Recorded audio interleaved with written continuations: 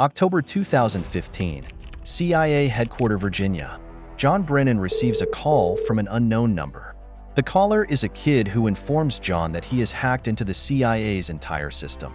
This call would have been considered a prank if it had been made to an ordinary person, but John Brennan was the director of the CIA, the most powerful intelligence agency in the world.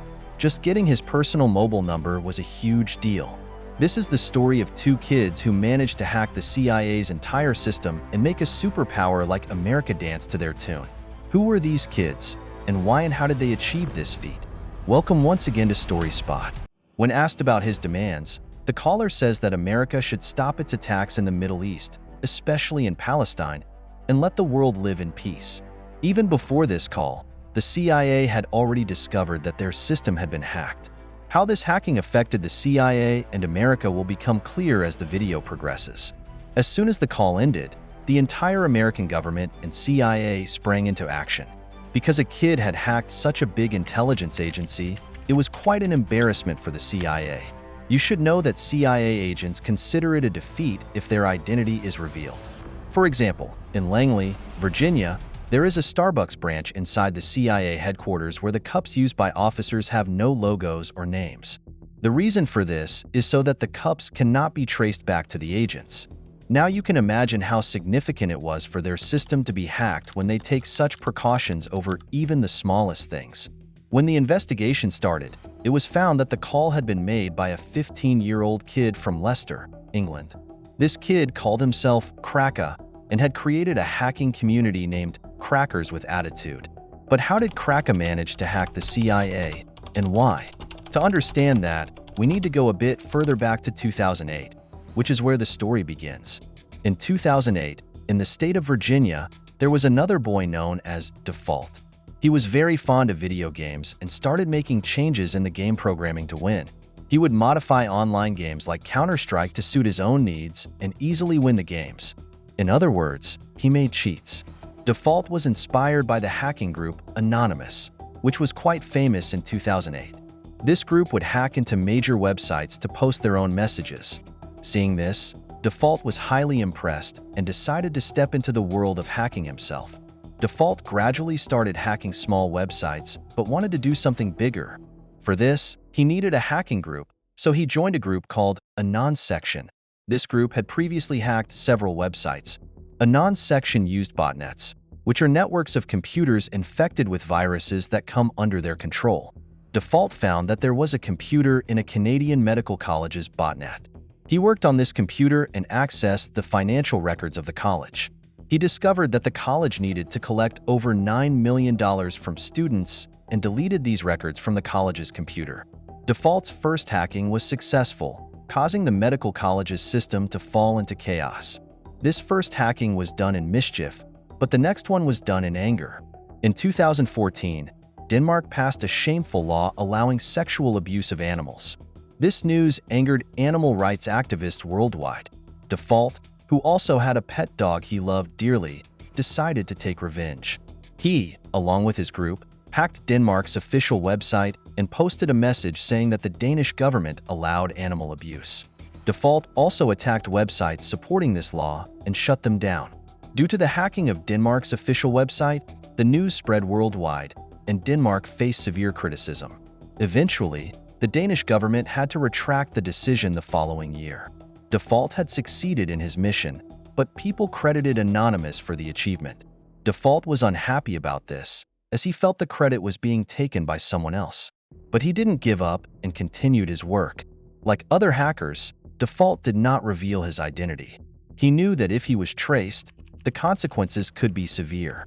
He used a satellite connection installed far from his home to use the internet privately and kept his computer highly secured, even if it took 30 minutes to start. So far, you have only learned about two characters in this story, Cracka from England and Default from the USA. Before 2013, they didn't know each other, but an incident brought them together. Edward Joseph Snowden, a computer intelligence consultant at the National Security Agency, NSA, discovered that the CIA was secretly keeping data and private information of every internet user and using it for its own purposes without users' knowledge. Edward wanted to expose the CIA's secret, but was also afraid of the consequences in America, where he could be killed or imprisoned for leaking secret information. So, Edward took a leave and went to Hong Kong, where he revealed America's secret to journalists. The news caused a worldwide uproar, and people were enraged that their data was being used without their consent and monitored constantly. As a reaction to this, Default and Cracka got in touch and decided to teach the American government and the CIA a lesson.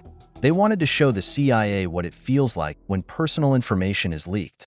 Cracka and Default had the same goal. Default wanted to take revenge on the USA for invading people's privacy, while Cracka wanted to retaliate for attacks on Gaza. In other words, both had the American government as their enemy. First, they made the phone number of James Clapper, the Director of National Intelligence, public. Anyone could get his phone number just by calling. Now, they wanted to hack another high-profile person and took on the mission to hack CIA Director John Brennan. Cracka started searching for information about John Brennan online and found a public phone number that was indeed for John, associated with an American mobile operator. Cracka impersonated an employee of Verizon's internal tech team, calling to solve a customer problem due to a technical issue in the system. Verizon's team asked for a PIN code for identity verification, which Cracka had already hacked. After verification, Verizon shared John Brennan's personal details with Cracka.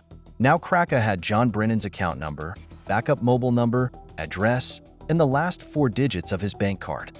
The next step was to hack Brennan's email. He found out the last 4 digits of Brennan's bank card and used them to gain access to his email address. Cracka then accessed John Brennan's personal email, which contained all the important and top-secret documents. Other CIA officers' data, their social security numbers, and government instructions were also available. By the time Brennan realized his email account had been hacked, it was too late because Cracka had already downloaded all the data. Cracka began to release all the official documents publicly, causing a huge uproar in America and worldwide. The CIA faced severe embarrassment. They were now desperate to catch the hackers as quickly as possible, but they could not find any clues. A few days after calling John Brennan, Cracka leaked personal information of 9,000 Department of Justice and 20,000 FBI agents on social media. After doing all this, Cracka lived comfortably, thinking he might never be caught. But on the other hand, Default, being a US resident, was getting worried. He feared that if caught, the consequences could be severe. Default might have never been caught if not for a mistake he made. He drunkenly told a friend that he was behind the CIA hack. This mistake led to Default and Cracka's downfall. A few days later, the FBI raided Default's room and arrested him. During interrogation, Cracka's name came up, leading to his arrest with the help of British police. Cracka's real name was Ken Gamble, and Default's real name was Justin Gray Lieberman. Due to his young age, Cracka received a 2-year prison sentence, while Default, who was directly involved in the CIA hacking, received a 5-year sentence. Both are now free from jail and advancing their careers in cybersecurity. Do you think they did the right thing or wrong? Let me know in the comments. I hope you like and share this video from StorySpot.